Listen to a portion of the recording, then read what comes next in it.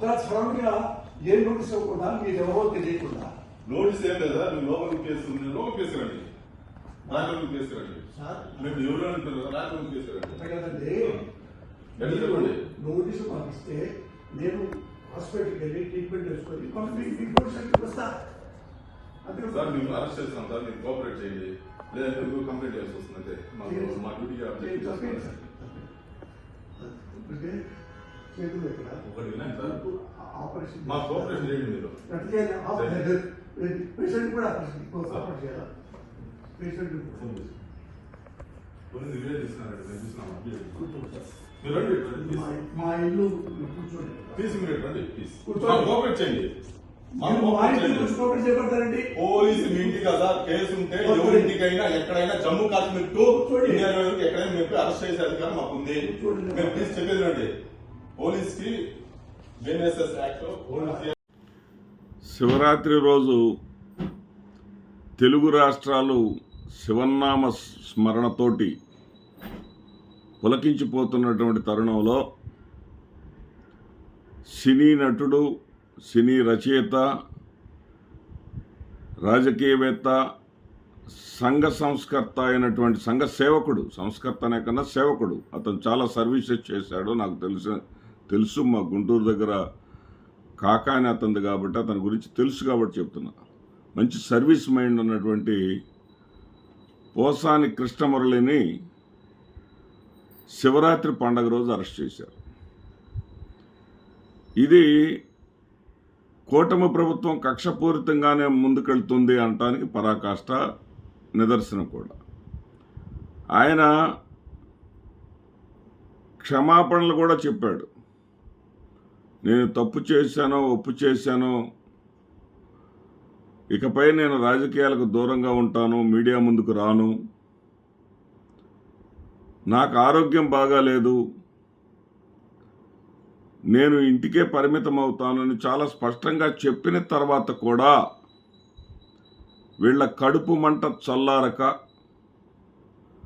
అతన్ని అరెస్టు చేసే తీరాలి అని పండగ రోజు ఆయన బనియను లుంగి మీద ఉన్నటువంటి సమయంలో అతను అరెస్టు చేసి తీసుకురావటం, ఎక్కడో కడప జిల్లా రాయచోటిలో అతని మీద కేసు నమోదైందని, రాయచోటి ఏంటి, అనంతపురం ఏంటి, 13 జిల్లాల్లో కూడా అతని మీద కేసులు నమోదు చేశారు జన సైనికులు. సరే, అవన్నీ కూడా ఇప్పుడు యాక్షన్ రూపంలోకి వస్తున్నాయని మనం అనుకోవాలి. ఆయన విన్నపానికి వీళ్ళ దగ్గర ఏమీ కూడా కనీసం దాన్ని కన్సిడర్ చేసేటటువంటి ఆలోచన కానీ, జాలి కానీ, దయ కానీ, మేమేదో ఉత్తములము, వైఎస్ఆర్సీపీ అరాచక పాలన చేసింది అని చెప్పుకునేటటువంటి వీళ్ళు అంతకు మించి అరాచకం చేస్తున్నారు అనటానికి ఇది ఉదాహరణ. ఖచ్చితంగా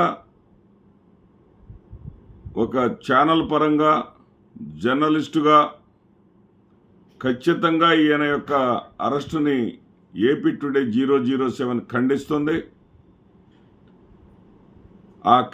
ఆయనని ఎక్కడికి తీసుకెళ్తారో, మళ్ళీ ఇప్పుడు రాయచోటి అన్నారు, విజయవాడ తీసుకొస్తారా, రాయచోటి తీసుకెళ్తారా, మళ్ళీ శ్రీకాకుళం దాకా కేసులు ఉన్నాయని వాళ్ళే చెప్తున్నారు, అన్ని చోట్లకి తిప్పుతారా, కక్ష సాధింపు అనేది ఏ స్థాయికి వెళ్తుంది? ఈ రాష్ట్రంలో రెడ్ బుక్ రాజ్యాంగం అమలు జరపటం కోసమే మేము అధికారంలోకి వచ్చాము.